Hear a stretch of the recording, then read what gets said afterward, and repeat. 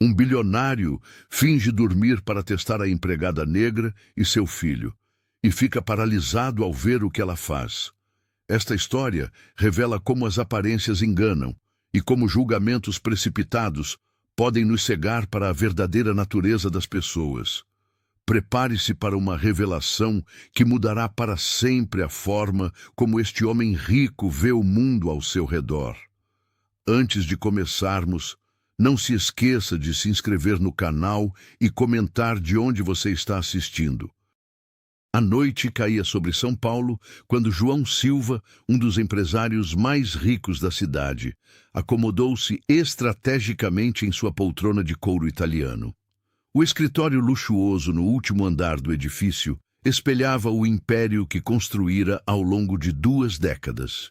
Fingindo dormir, com a respiração controlada e os olhos semicerrados, aguardava a chegada de Lúcia Santos e sua filha Ana. A faxineira negra trabalhava na empresa há quase 7 anos, sempre após o expediente. Quando os corredores esvaziavam e o silêncio dominava o ambiente corporativo, João havia deixado propositalmente o cofre entreaberto, com diversos maços de dinheiro organizados de forma aparentemente descuidada, uma armadilha moral, desde que Ricardo, seu sócio e amigo de juventude, desviara milhões da empresa. O empresário carregava uma desconfiança que corroía sua alma como ferrugem. Precisava saber se ainda existia honestidade no mundo. Lúcia entrou na sala com seu uniforme impecavelmente limpo, trazendo consigo a pequena Ana, uma menina de olhos curiosos e sorriso tímido.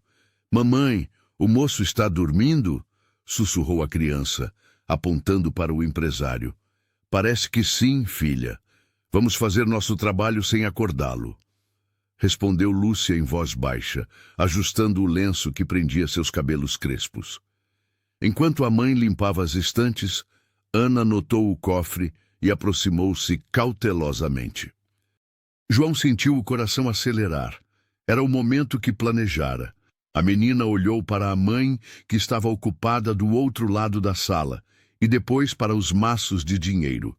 Suas pequenas mãos morenas tocaram as notas, mas não para pegá-las. Com delicadeza surpreendente, começou a organizá-las, empilhando-as por tamanho e valor. "Tudo bagunçado", murmurou para si mesma, concentrada na tarefa. "Assim fica mais bonito." O empresário sentiu um nó na garganta. Nenhuma cédula desapareceu. Nenhuma tentação venceu. Apenas o gesto puro de uma criança arrumando o que considerava fora de ordem. Lúcia, percebendo a filha perto do cofre, aproximou-se rapidamente. "Ana, não mexa nas coisas do senhor João", advertiu em tom preocupado. "Só estava arrumando, mamãe, igual você me ensinou em casa." João manteve a farsa do sono, mas algo dentro dele despertava. Um sentimento adormecido há anos, soterrado por decepções e traições. A simplicidade daquele gesto infantil provocou nele um abalo sísmico. Em seu mundo de contratos milionários e negociações implacáveis, havia esquecido o valor da integridade genuína. Quando mãe e filha finalmente saíram, o empresário permaneceu imóvel, contemplando o cofre perfeitamente organizado. Uma lágrima solitária escorreu por seu rosto, enrijecido pelos anos de cinismo. Naquela noite, no silêncio de seu escritório, João Silva começou a questionar não apenas a honestidade dos outros, mas a sua própria humanidade perdida. Enquanto Ana organizava as cédulas com cuidado, seus pequenos dedos moviam-se com precisão surpreendente para uma criança. "Assim fica igualzinho às moedas que mamãe me deixa separar em casa", comentou baixinho, sem saber que João Silva a observava. O empresário sentiu um aperto no peito. Aquela frase inocente o transportou instantaneamente para sua própria infância em um bairro humilde da periferia de São Paulo. Lembrou-se de sua mãe, que mesmo com todas as dificuldades, sempre o ensinara sobre honestidade. Como ela separava as poucas moedas que tinham em pequenos montes, aluguel, comida, remédios, e como jamais tocava no dinheiro alheio, mesmo nos momentos de maior necessidade. João fechou os olhos por um momento, fingindo ainda dormir.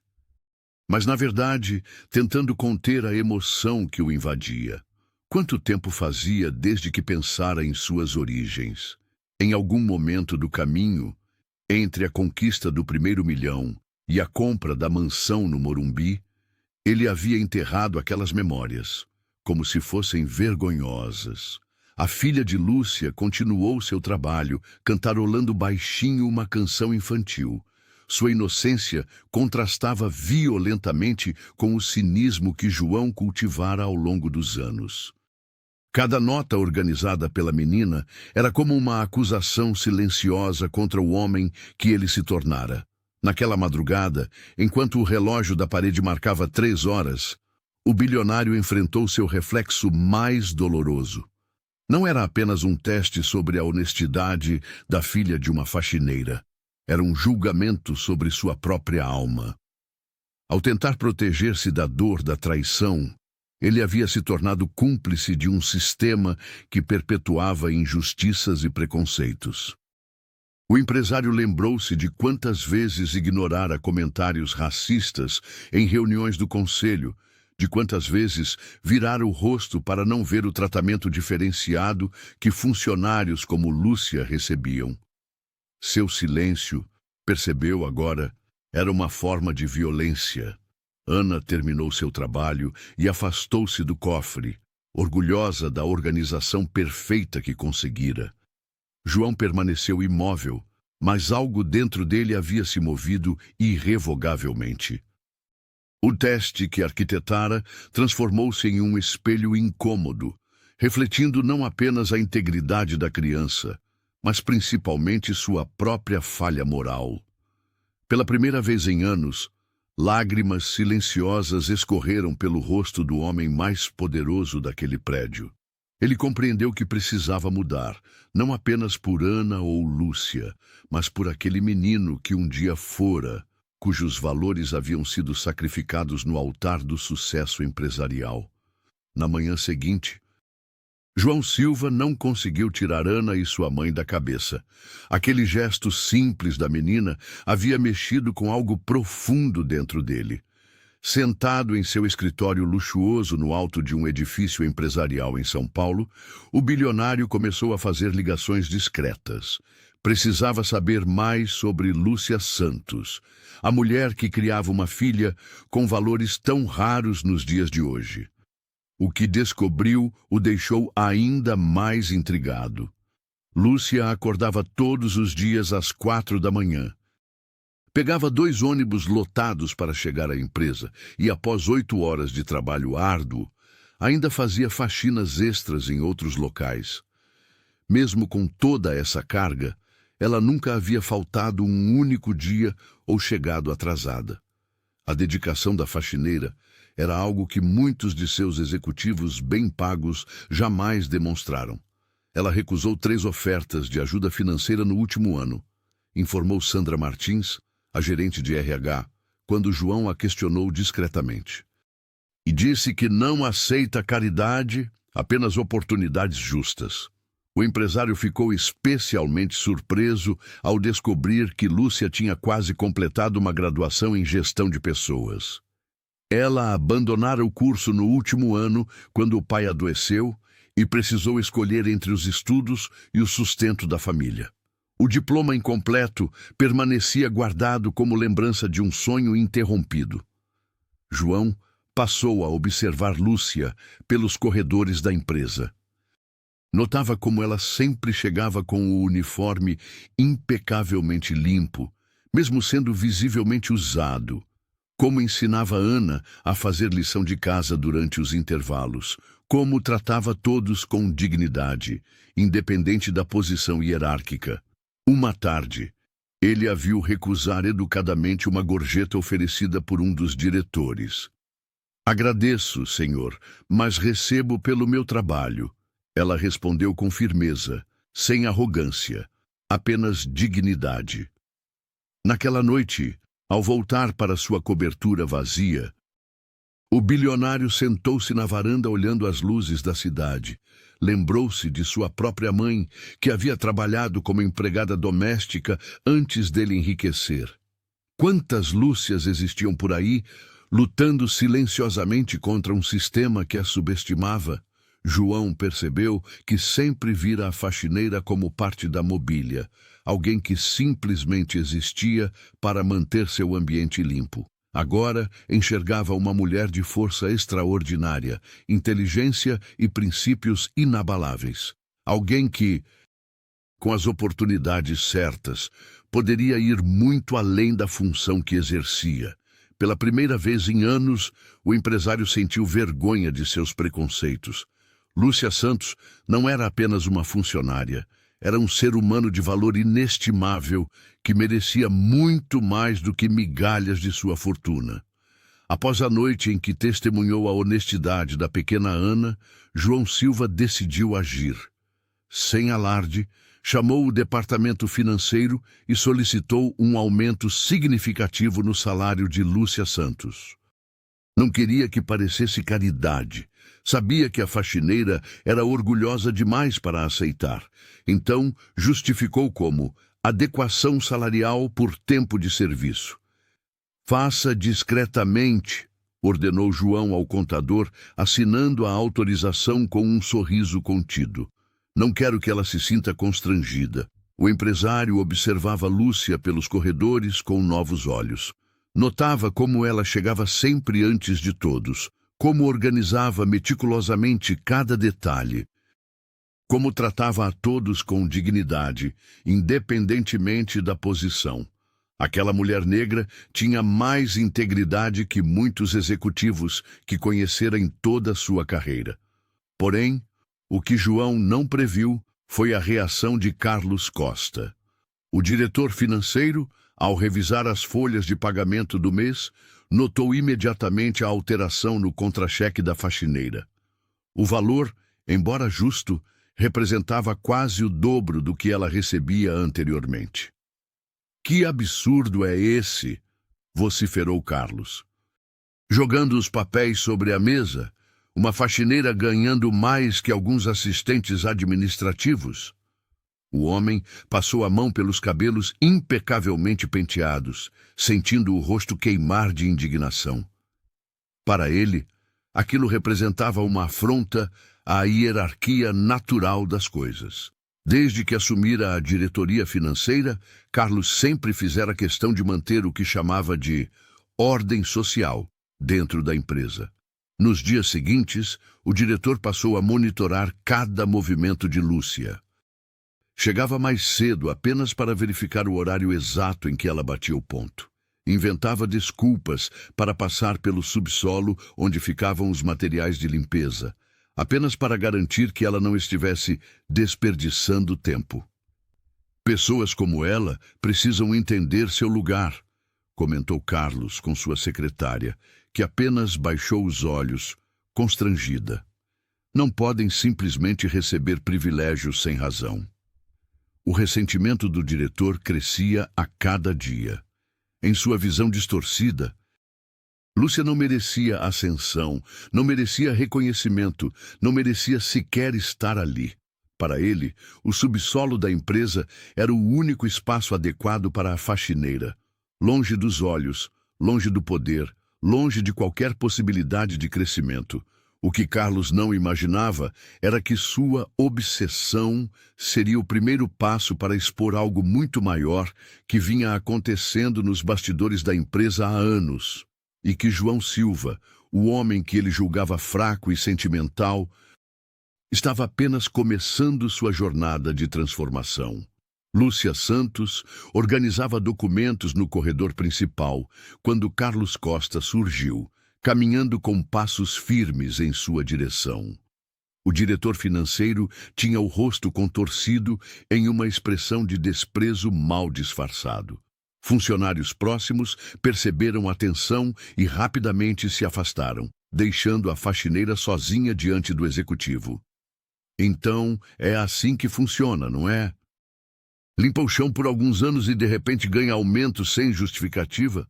Carlos disparou, aproximando-se tanto que Lúcia podia sentir seu hálito de café. Pessoas como você sempre acham um jeito de se aproveitar da boa vontade dos outros. A mulher segurou firme a pasta de documentos contra o peito, como um escudo improvisado.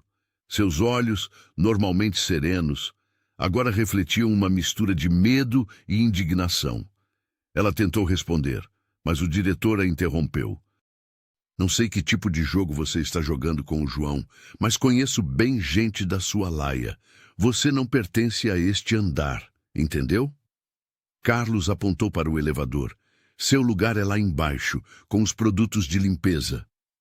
As câmeras de segurança, ironicamente instaladas pelo próprio Carlos meses antes para garantir a ordem, registravam cada segundo daquela humilhação pública.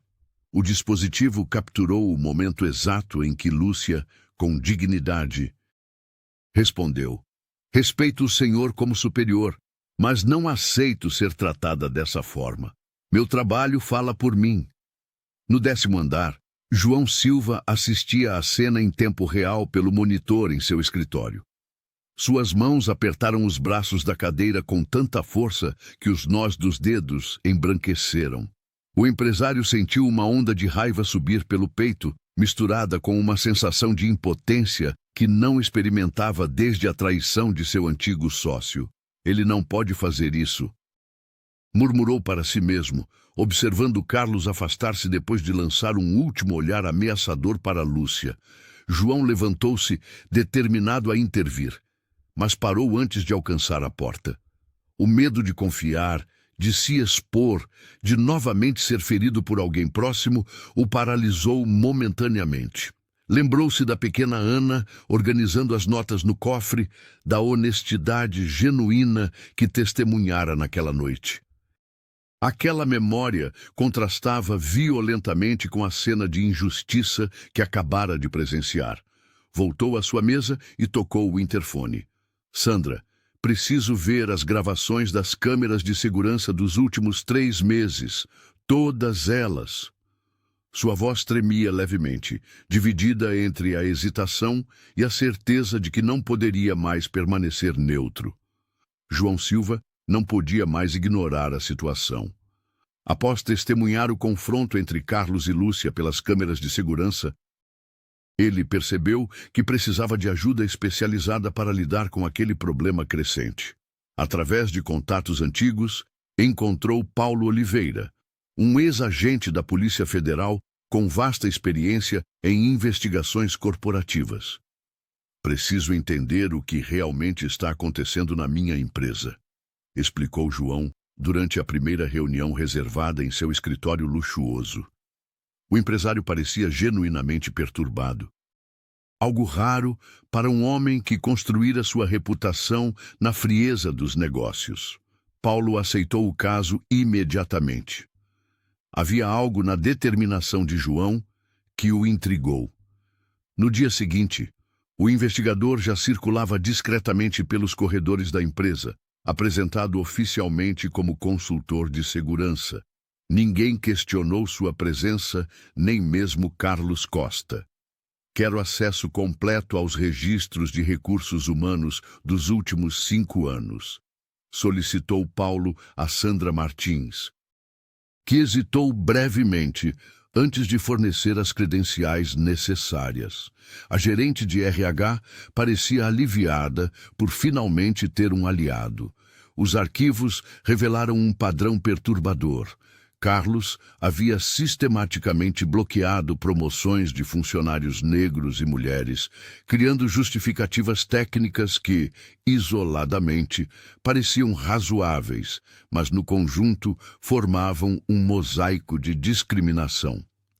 "Encontrei 15 casos de funcionários qualificados que foram preteridos sem justificativa válida", relatou Paulo, mostrando a João uma pasta digital com os dados organizados. Todos eles têm algo em comum. O bilionário passou a mão pelo rosto, visivelmente abalado. Como não percebi isso antes? O investigador continuou sua busca, entrevistando discretamente ex-funcionários. As histórias se repetiam: humilhações veladas, sabotagens sutis, comentários depreciativos. Carlos havia criado um ambiente tóxico onde o medo silenciava as vítimas. Uma ex-assistente administrativa relatou como o diretor financeiro a chamava de cotista, sempre que cometia qualquer erro mínimo. Referência depreciativa ao fato de ela ter estudado em universidade pública através do sistema de cotas raciais. A situação é mais grave do que imaginávamos, concluiu Paulo, após 2 semanas de investigação. Ele não apenas discrimina, mas criou uma rede de proteção. 3 gerentes seguem suas orientações para manter esse sistema funcionando. João observava a pilha de evidências em sua mesa, sentindo o peso da responsabilidade. Não era apenas Carlos que precisava ser confrontado, mas toda uma cultura organizacional contaminada pelo preconceito. Precisamos agir logo, disse o empresário, olhando pela janela de seu escritório para o movimento da cidade lá embaixo. Lúcia e Ana são apenas a ponta de um iceberg muito maior. Paulo assentiu gravemente. O clima na empresa estava insustentável e a intervenção de João tornava-se cada vez mais urgente. Carlos Costa sentia o chão desaparecer sob seus pés. A proximidade crescente entre João Silva e a faxineira o incomodava profundamente. Essas pessoas precisam entender seu lugar, murmurou para si mesmo enquanto ajustava a gravata cara no espelho do banheiro executivo. Naquela manhã, o diretor financeiro chegou mais cedo que o habitual, carregando um relógio de luxo que havia comprado no ano anterior. Com passos calculados, dirigiu-se ao vestiário dos funcionários quando sabia que estaria vazio. Localizou facilmente a bolsa simples de Lúcia Santos, pendurada no armário sem tranca. Com um movimento rápido, depositou o relógio dourado no fundo da bolsa, certificando-se de escondê-lo sob alguns pertences pessoais. Vamos ver como o patrãozinho vai defender uma ladra, pensou, satisfeito com seu plano. Antes mesmo do almoço, Carlos já havia espalhado discretamente entre os supervisores que estava com suspeitas sobre desvios de objetos pessoais no andar executivo. O boato se espalhou como pólvora pelos corredores carpetados da empresa. Ana chegou após a escola, como fazia 3 vezes por semana, enquanto aguardava o fim do expediente da mãe. A menina percebeu imediatamente o clima estranho. Funcionários cochichavam e lançavam olhares para Lúcia enquanto ela limpava as salas de reunião. Ana, com sua sensibilidade aguçada, notou quando uma secretária apontou para a bolsa de sua mãe.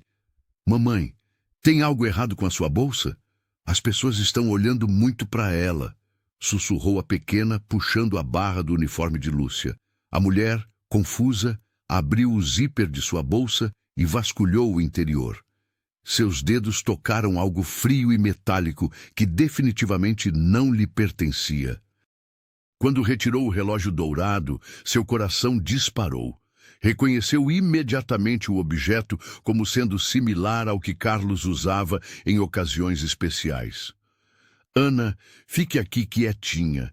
Mamãe precisa resolver algo importante, disse Lúcia, com voz firme, mas trêmula. Sem hesitar, a faxineira subiu diretamente ao escritório de João, bateu na porta e, ao entrar, colocou o relógio sobre a mesa de vidro. Senhor João, encontrei isto na minha bolsa. Não é meu, e alguém o colocou lá. Acredito que estão tentando me incriminar. João Silva observou o relógio e depois o rosto determinado de Lúcia. Não havia medo em seus olhos, apenas dignidade. O empresário sorriu levemente, reconhecendo ali a mesma honestidade que vira na filha. Lúcia, você acabou de me dar exatamente o que eu precisava, respondeu ele, acionando o interfone. Paulo, venha ao meu escritório imediatamente. Acho que encontramos nossa prova final. Sandra Martins observava o movimento nos corredores da empresa com atenção redobrada. Enquanto Paulo Oliveira conduzia sua investigação meticulosa, a gerente de RH começou a notar padrões perturbadores no comportamento de Carlos Costa. Pequenos comentários depreciativos, olhares de desprezo quando Lúcia Santos passava.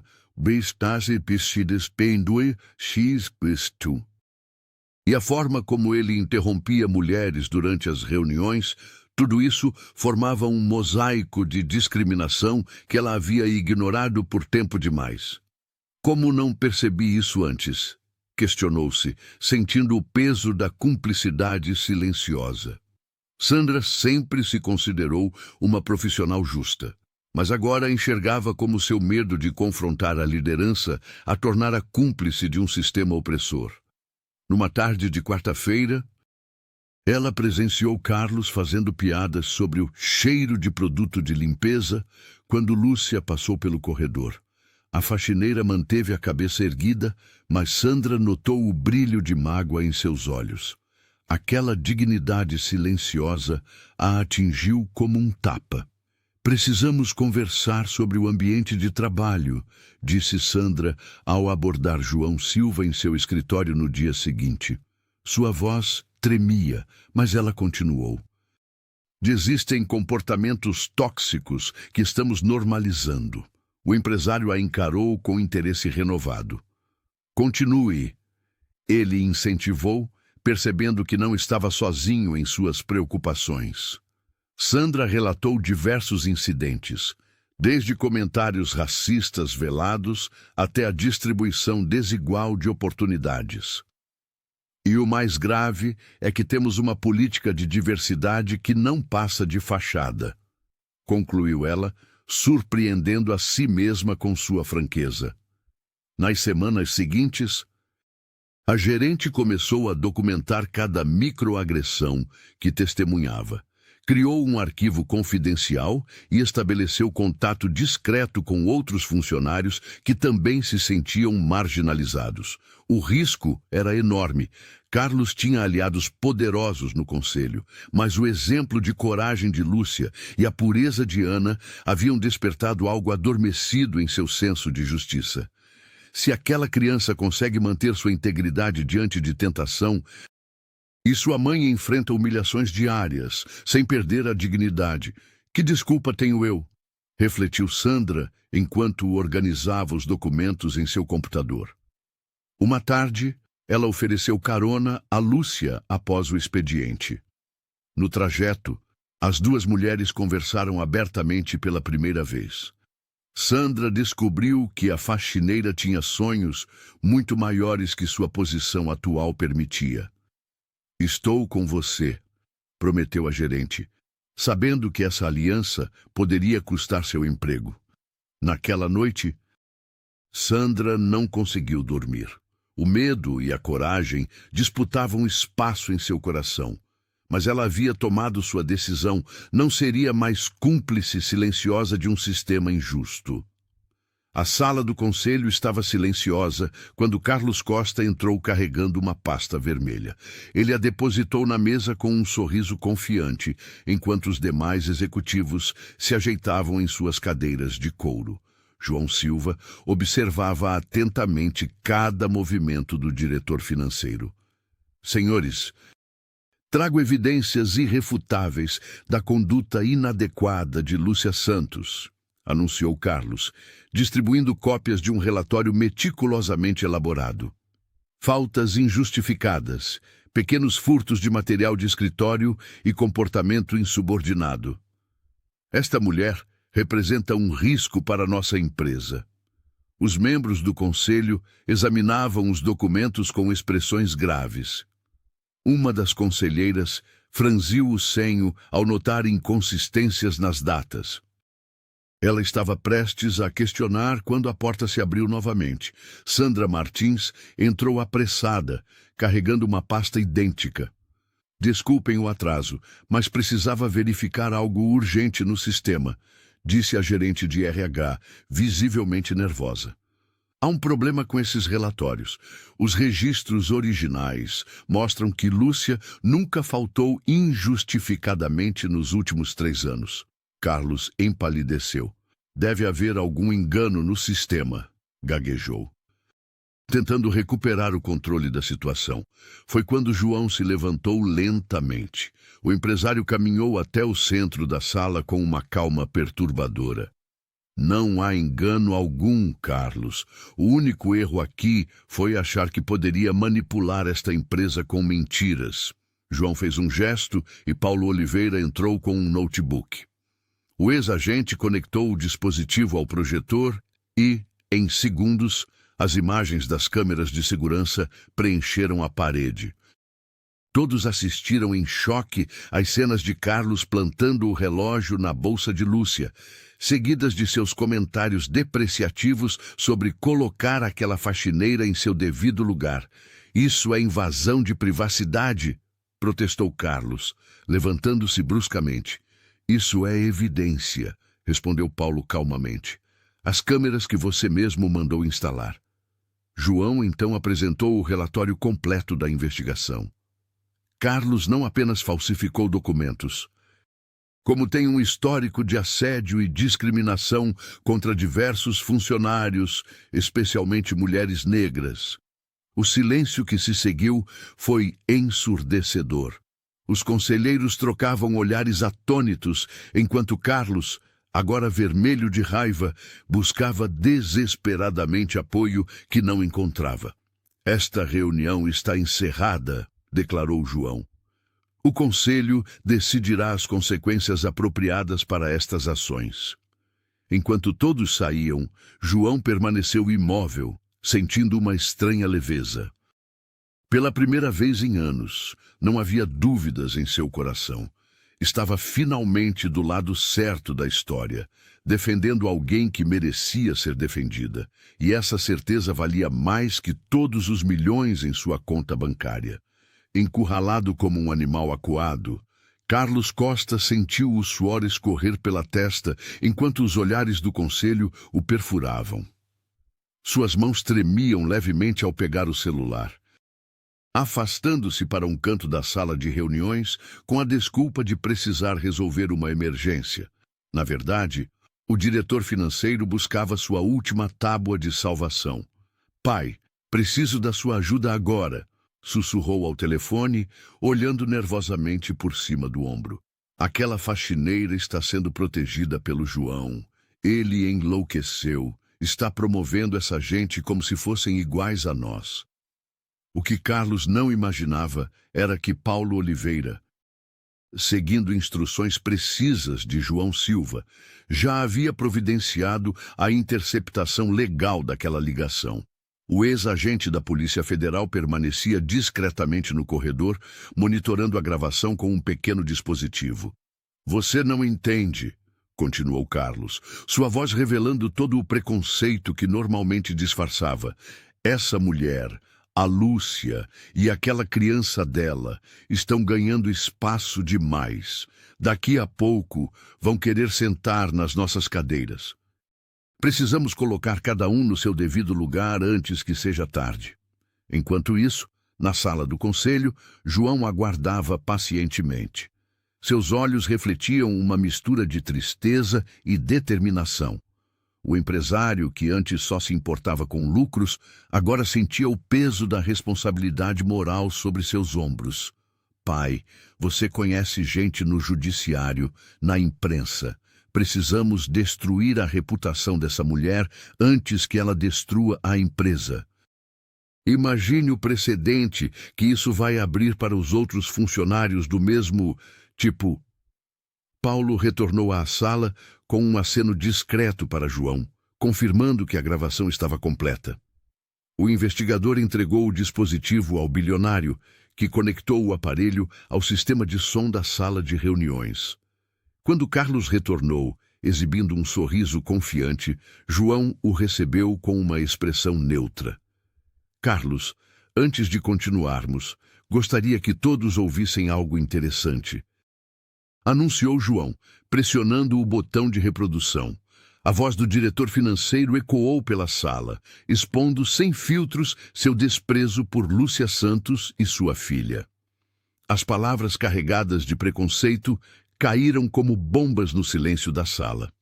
Alguns conselheiros baixaram os olhos, envergonhados por terem apoiado Carlos anteriormente.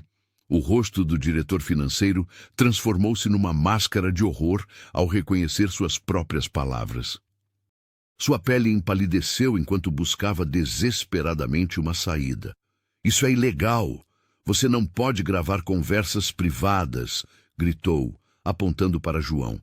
"Na verdade, pode sim", interrompeu Paulo calmamente. "Especialmente quando há suspeita de crime de discriminação dentro do ambiente corporativo." Até os mais céticos membros do conselho agora encaravam Carlos com desaprovação. A prova final estava ali, incontestável, expondo não apenas um funcionário problemático, mas uma cultura tóxica que precisava ser erradicada. João Silva convocou uma coletiva de imprensa sem aviso prévio.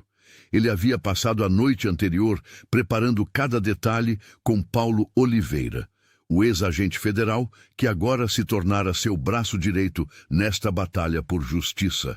Sandra Martins, inicialmente hesitante, decidiu se posicionar ao lado deles, trazendo documentos adicionais do Departamento de Recursos Humanos. "Senhoras e senhores, agradeço a presença de todos. O que vou mostrar hoje não é apenas um caso isolado, mas um padrão sistemático de abuso e discriminação", anunciou o empresário, sua voz firme ecoando pelo auditório lotado. As luzes se apagaram e, no telão central, começaram a passar as imagens das câmeras de segurança. Carlos Costa aparecia em diversos momentos humilhando funcionários, com foco especial nas agressões verbais contra Lúcia Santos. O áudio da ligação para seu pai foi a peça final, expondo sem filtros o preconceito enraizado do diretor financeiro. "Não podemos construir uma sociedade justa enquanto pessoas como Carlos ocuparem posições de poder", declarou Paulo, complementando a apresentação com dados estatísticos sobre discriminação no ambiente corporativo brasileiro. Jornalistas disparavam flashes e perguntas. Sandra, superando seu medo, tomou o microfone para compartilhar outros casos que havia documentado ao longo dos anos, mas que nunca tivera coragem de denunciar. Em menos de uma hora, as imagens já circulavam nas redes sociais. Carlos, que assistia à transmissão de sua sala, tentou entrar no auditório para se defender, mas foi barrado pela segurança. Sua queda pública e humilhante foi registrada por dezenas de celulares, tornando-se um símbolo do fim da impunidade. De volta aos escritórios, o clima era de libertação. Funcionários que por anos haviam abaixado a cabeça agora caminhavam de ombros erguidos pelos corredores. Alguns se abraçavam, outros aplaudiam discretamente quando João passava. A empresa, antes um ambiente frio e opressor, começava a respirar um ar de esperança.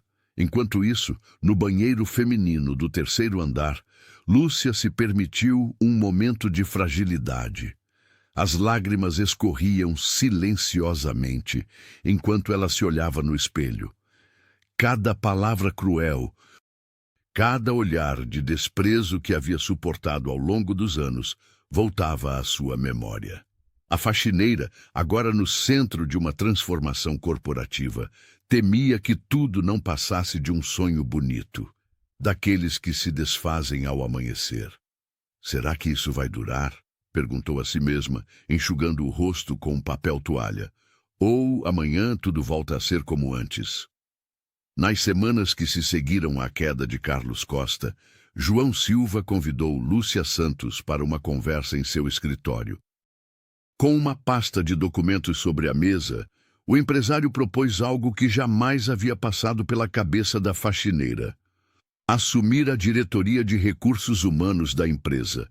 "Isso não é caridade, Lúcia. É reconhecimento do seu potencial", explicou João, mostrando um plano detalhado de desenvolvimento profissional. Mas a mulher, com lágrimas nos olhos, recusou a oferta. Senhor João, agradeço a confiança, mas não quero que pensem que ganhei isso por pena ou por causa do escândalo, respondeu ela, com a dignidade que sempre carregava consigo. 2 semanas depois, João voltou à carga. Desta vez, trouxe Sandra Martins para a reunião. A gerente de RH apresentou um programa estruturado de capacitação, incluindo a conclusão do diploma que Lúcia havia abandonado por falta de recursos anos atrás. Você merece esta chance, não por ser mãe da Ana, mas pelo seu próprio valor, insistiu a gerente, que via em Lúcia uma aliada fundamental para as mudanças que desejava implementar. Após muita hesitação, a faxineira aceitou o desafio. Nos 3 meses seguintes, sua rotina transformou-se completamente. Durante o dia, continuava com suas funções habituais. À noite, debruçava-se sobre livros e apostilas enquanto Ana dormia. Os fins de semana eram dedicados a cursos intensivos de gestão de pessoas, finanças corporativas e liderança inclusiva. Sandra tornou-se sua mentora, oferecendo suporte em momentos de dúvida. Paulo Oliveira também contribuiu, compartilhando experiências sobre como enfrentar ambientes hostis, sendo uma pessoa negra em posição de liderança. Quando finalmente recebeu seu diploma, Lúcia não conseguiu conter a emoção. João organizou uma pequena cerimônia para anunciar sua promoção oficial. A sala de reuniões, antes tão fria e impessoal, encheu-se de aplausos e sorrisos genuínos dos funcionários. Mamãe, você está linda nessa roupa nova, sussurrou Ana, orgulhosa, segurando a mão da mãe durante o evento. Nem tudo foram flores. Porém, 3 membros do Conselho Administrativo manifestaram desconforto com a nomeação.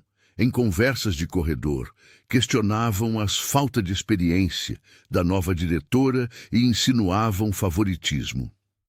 Um deles, amigo pessoal de Carlos, chegou a ameaçar sua renúncia. João permaneceu irredutível.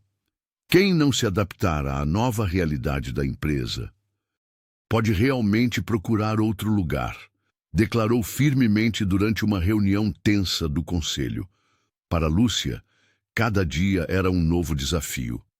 Mas quando voltava para casa e via o brilho nos olhos da filha, sabia que cada obstáculo vencido abria caminho não apenas para seu futuro, mas para muitos outros que viriam depois dela. A pequena Ana Santos tornou-se, sem perceber, o coração da transformação que varria a empresa. Sua honestidade cristalina naquela noite no escritório de João Silva havia plantado uma semente que agora florescia em cada andar do prédio corporativo. Os funcionários comentavam sobre a menina que, com um gesto simples, havia despertado a humanidade adormecida do poderoso empresário. Foi Sandra quem primeiro sugeriu o programa Mini Mentores, durante uma reunião de diretoria. A ideia era simples. Executivos dedicariam algumas horas mensais para atividades educativas com os filhos dos colaboradores.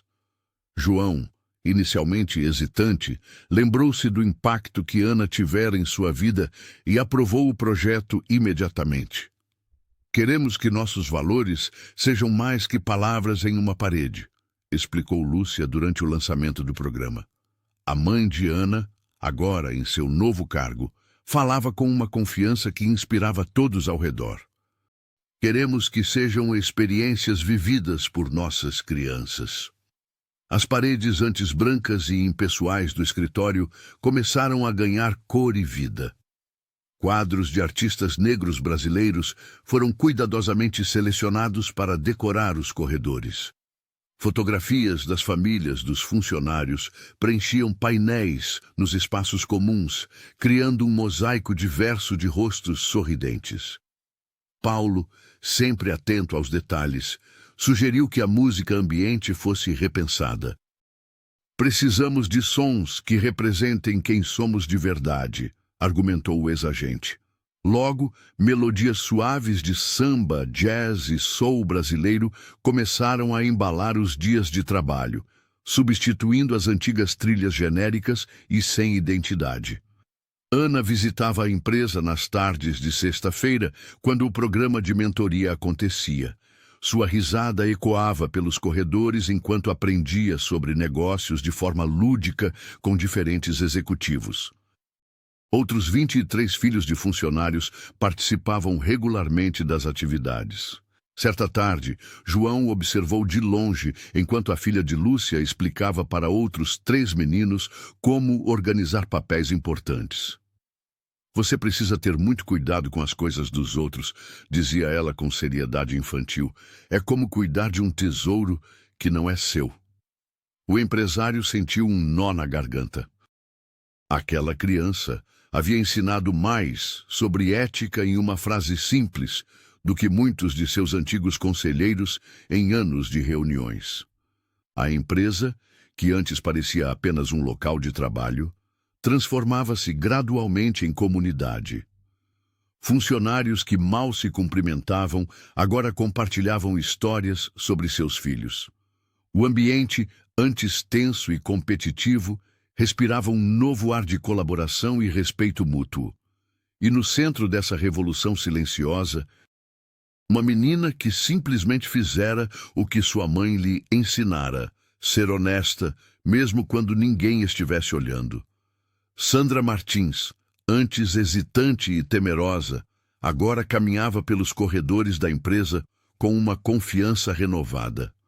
Depois de testemunhar a transformação de João Silva e a ascensão de Lúcia Santos, a gerente de RH encontrou coragem para confrontar as injustiças que via diariamente. Numa manhã de segunda-feira, Sandra reuniu sua equipe para apresentar um novo projeto, um canal anônimo de denúncias. Não podemos mais fingir que não vemos o que acontece ao nosso redor, explicou ela, ajustando os óculos com determinação. O que aconteceu com Lúcia não foi um caso isolado. O sistema, batizado de Vozes Seguras, permitia que qualquer funcionário relatasse situações de assédio, preconceito ou abuso, sem medo de retaliações. Sandra garantiu que todas as denúncias seriam investigadas com rigor e discrição, seguindo o modelo que Paulo Oliveira havia implementado durante a investigação contra Carlos. No primeiro mês, o canal recebeu 27 denúncias. Muitas relatavam situações semelhantes às que Lúcia enfrentara, comentários depreciativos sobre cabelo, sotaque ou vestimenta, exclusão deliberada de reuniões importantes, atribuição de tarefas menos valorizadas para funcionários negros. É como se tivéssemos aberto uma comporta, comentou Sandra com João durante uma reunião reservada. O empresário, visivelmente impactado pelos relatos, autorizou a contratação de consultores especializados em diversidade e inclusão. O caso de Ana e sua mãe tornou-se um exemplo silencioso que ecoava pela empresa. Funcionários que antes se calavam diante de piadas preconceituosas agora se manifestavam. Pequenos gestos de solidariedade multiplicavam-se. Uma secretária oferecendo carona a um colega que morava na periferia. Um gerente reorganizando horários para acomodar mães solo. Jovens aprendizes sendo efetivamente orientados, não apenas explorados. Na cafeteria, onde antes grupos se formavam por afinidades superficiais, agora as mesas misturavam pessoas de diferentes departamentos, idades e origens. Sandra observava essas mudanças com um misto de orgulho e cautela. Sabia que transformações culturais eram frágeis e precisavam ser constantemente nutridas.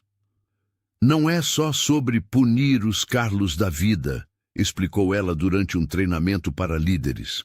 É sobre criar um ambiente onde pessoas como Lúcia e Ana possam prosperar por seus próprios méritos, sem precisar provar seu valor a cada minuto. Em seu escritório, Sandra mantinha uma pequena foto de Ana, organizando lápis coloridos, durante uma visita à empresa. Um lembrete constante de que a mudança mais profunda começa nos gestos mais simples. A gerente de RH, que antes temia perder seu emprego por se posicionar, agora entendia que seu verdadeiro trabalho era garantir que cada pessoa pudesse trazer sua autenticidade para o ambiente corporativo. Durante uma reunião informal no escritório de João Silva, Paulo Oliveira surpreendeu a todos ao compartilhar sua própria história. O ex-agente da Polícia Federal, que havia sido contratado apenas como investigador temporário, revelou episódios dolorosos de racismo que enfrentara em empregos anteriores.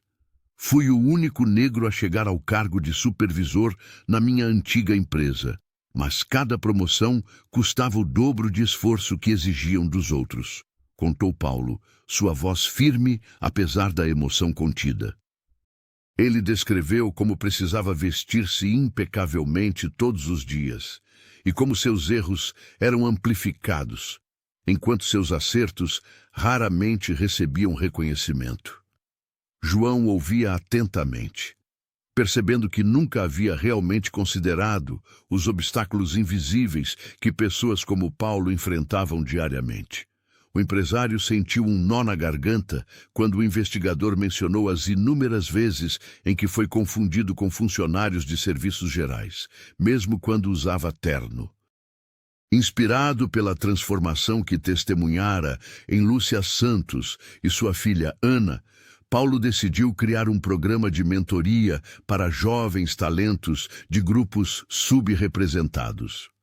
Não basta abrir portas se não ensinarmos como navegar pelos corredores do poder, explicou ele, apresentando um plano estruturado que incluía desde orientação profissional até preparação emocional para enfrentar ambientes hostis.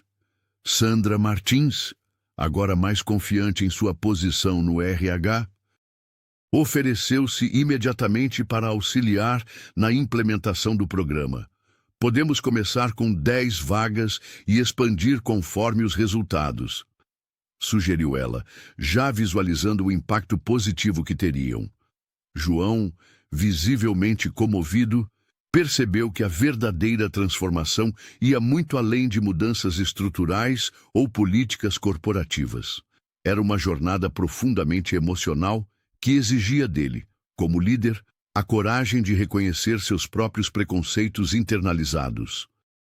Precisamos conversar mais, ouvir mais, admitiu o bilionário, propondo encontros regulares com funcionários de diferentes origens e experiências. Ele confessou que, mesmo com as melhores intenções, ainda carregava visões limitadas sobre realidades que nunca experimentara pessoalmente. Paulo sorriu discretamente.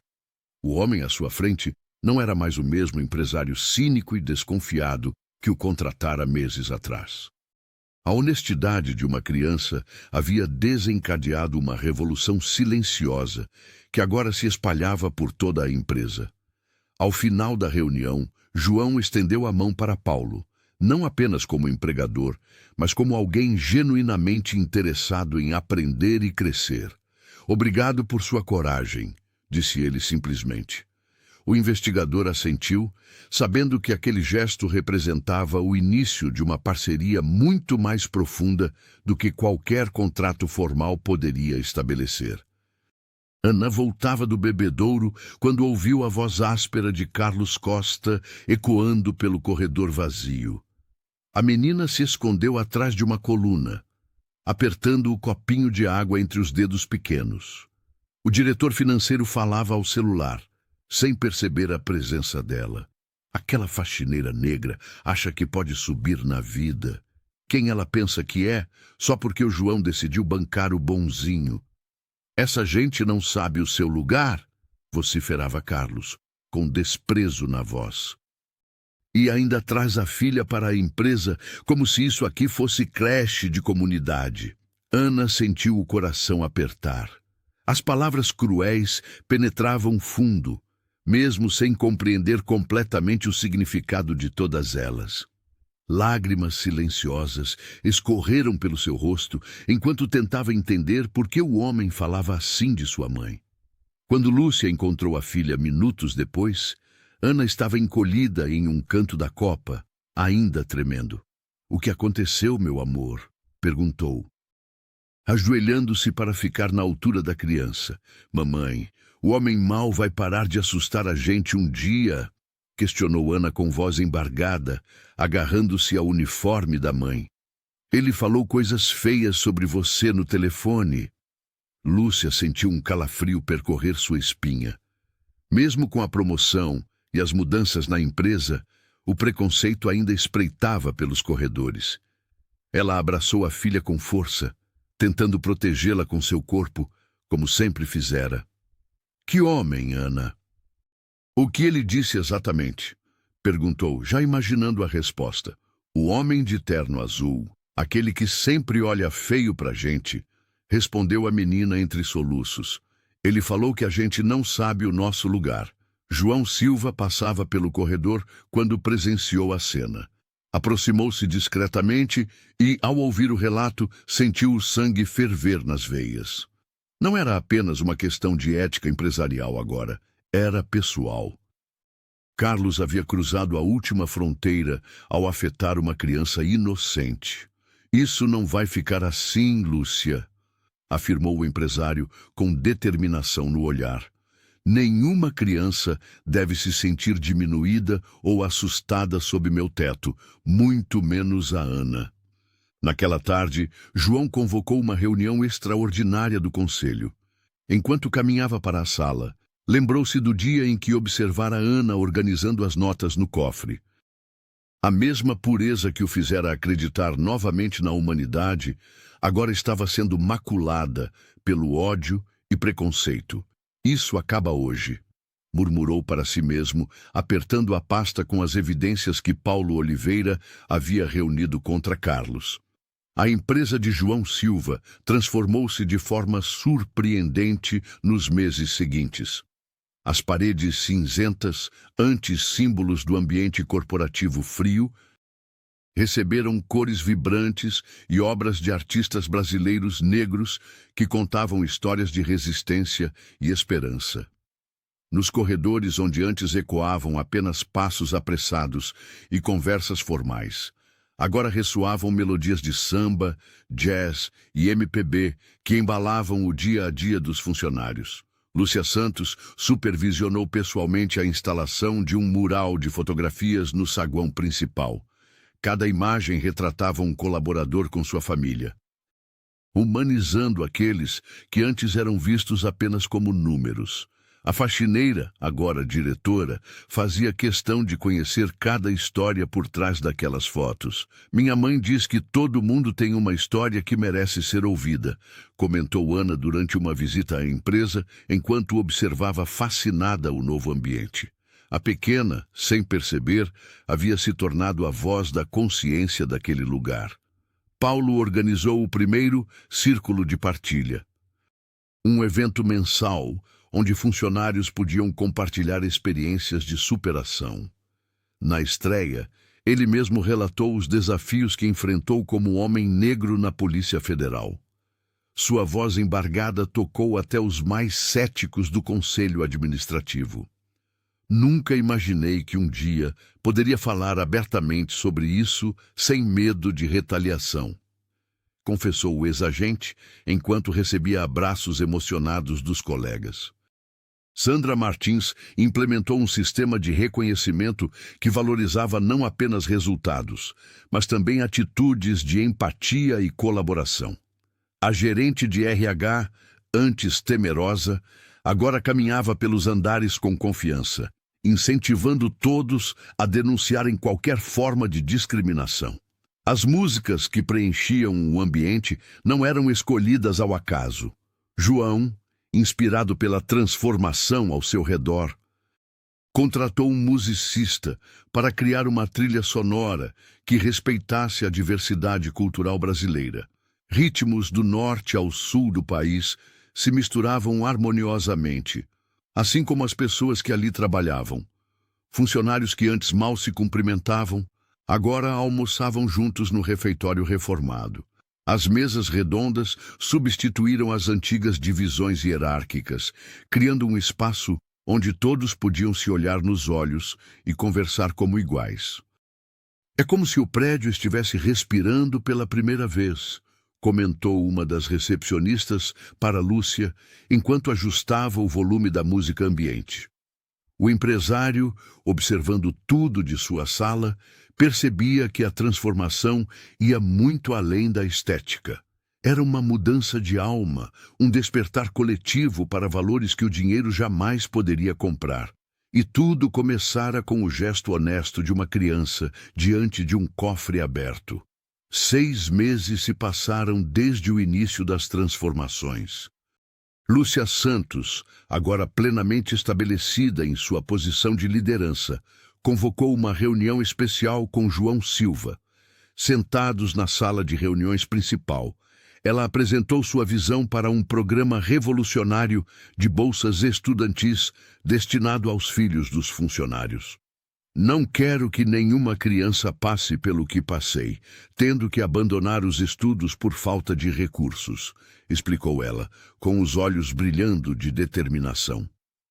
Cada criança merece uma chance real. João ouviu atentamente, impressionado com a profundidade do projeto. A proposta incluía não apenas mensalidades escolares, mas também material didático, transporte e alimentação. A diretora havia pensado em cada detalhe, baseando-se em sua própria experiência de vida. Isso mudará gerações inteiras, comentou ele, folheando o documento meticulosamente preparado. Sandra Martins, que participava da reunião, sugeriu que Ana fosse o rosto da campanha nacional. Ela representa exatamente o que queremos transmitir: honestidade, esperança e potencial. Lúcia hesitou inicialmente, preocupada com a exposição da filha, mas a pequena Ana ficou radiante com a possibilidade. Posso ajudar outras crianças, mamãe? Perguntou ela, com aquela inocência que havia tocado o coração de todos. O lançamento do programa aconteceu em um evento que reuniu empresários, educadores e mídia. Paulo Oliveira coordenou a segurança, garantindo que tudo transcorresse sem problemas. Ele mesmo havia se oferecido para ser mentor de 3 jovens do programa. O programa Novos Horizontes não é caridade, explicou João em seu discurso. É investimento no futuro do nosso país. Sua voz, antes fria e calculista em apresentações corporativas, agora carregava emoção genuína. As fotografias de Ana, sorridente e confiante, estamparam revistas de negócios e painéis publicitários por toda São Paulo. A empresa, que antes era conhecida apenas por seus lucros impressionantes, começou a ganhar prêmios de responsabilidade social e diversidade. Concorrentes tentaram copiar o modelo, mas faltava-lhes o elemento essencial: a autenticidade que vinha da experiência vivida por Lúcia e da transformação genuína de João. O senhor está diferente, comentou um antigo amigo do empresário durante um encontro casual. João sorriu, pensativo. Aprendi que verdadeiro poder não é controlar pessoas, mas transformar vidas. Nos corredores da empresa, funcionários que antes caminhavam cabisbaixos, agora se moviam com confiança. O nome de João, anteriormente sussurrado com temor, tornou-se sinônimo de coragem e visão. Mas para ele, o maior reconhecimento vinha nos sorrisos sinceros que recebia ao caminhar pelos andares do prédio, especialmente o de Ana, que sempre acenava animadamente quando o via passar. A transformação da empresa trouxe reconhecimento, mas João Silva descobriu que o preço da mudança era alto. 3 membros influentes do Conselho Administrativo renunciaram, alegando incompatibilidade com a nova direção. Na verdade, eram amigos de longa data que não aceitavam ver uma ex-faxineira ocupando cargo de diretoria. O empresário passou a receber olhares frios em eventos sociais, e foi excluído de grupos empresariais exclusivos de São Paulo. Em noites solitárias, em seu apartamento luxuoso, João encarava a cidade iluminada pela janela panorâmica. As lágrimas silenciosas que derramava não eram de arrependimento, mas de um misto de dor e libertação. Ele mantinha um diário onde anotava cada pequena vitória, cada sorriso novo que surgia nos corredores da empresa, como forma de lembrar que o sacrifício valia a pena. Lúcia Santos, agora em sua sala própria no 10º andar, ainda se assustava quando alguém batia à porta. As cicatrizes das humilhações sofridas não desapareceram com a promoção.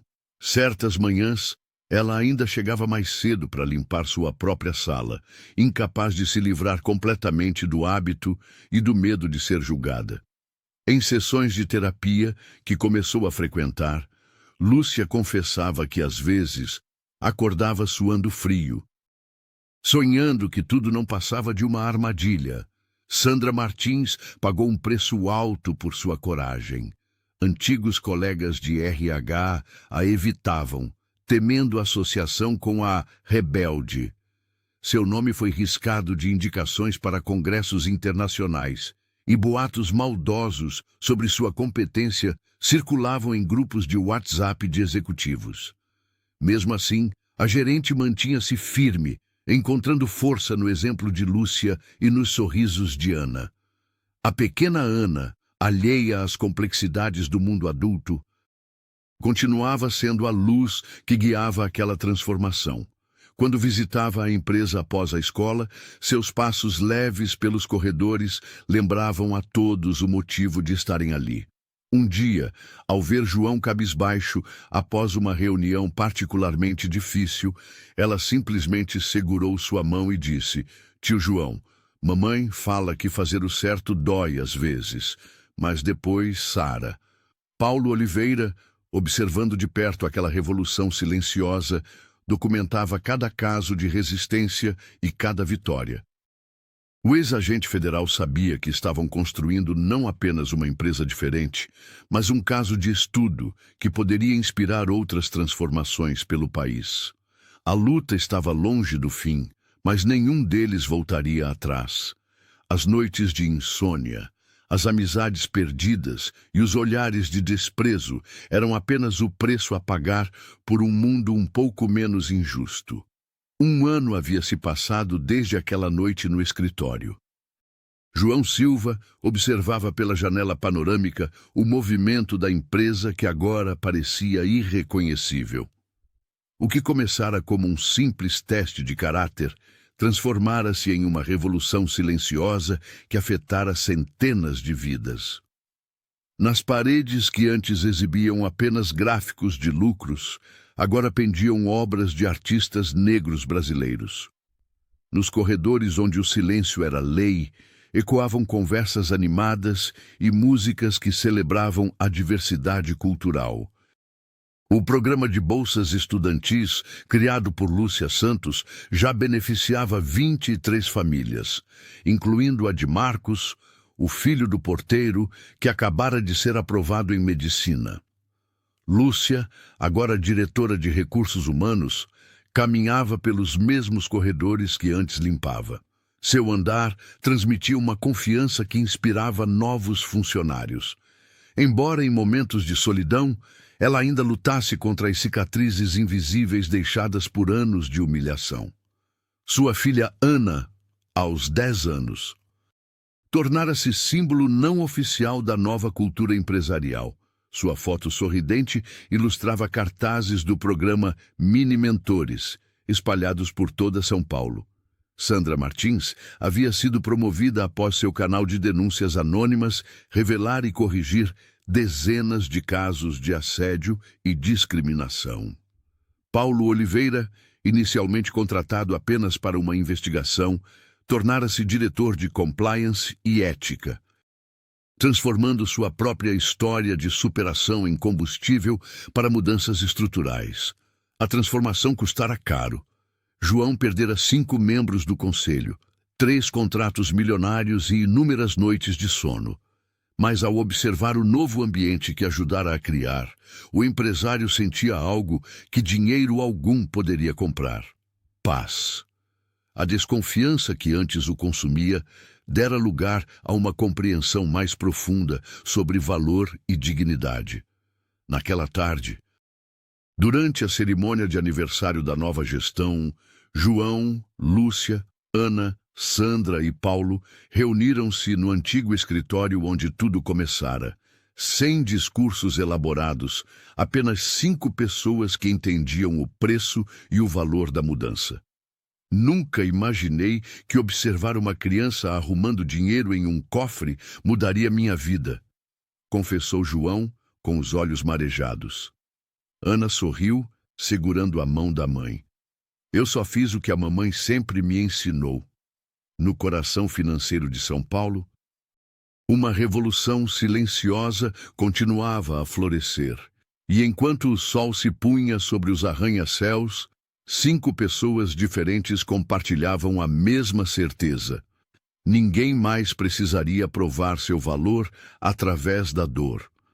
A honestidade de uma criança e a coragem de quem decidiu não se calar haviam criado algo muito maior que uma empresa. Haviam criado esperança,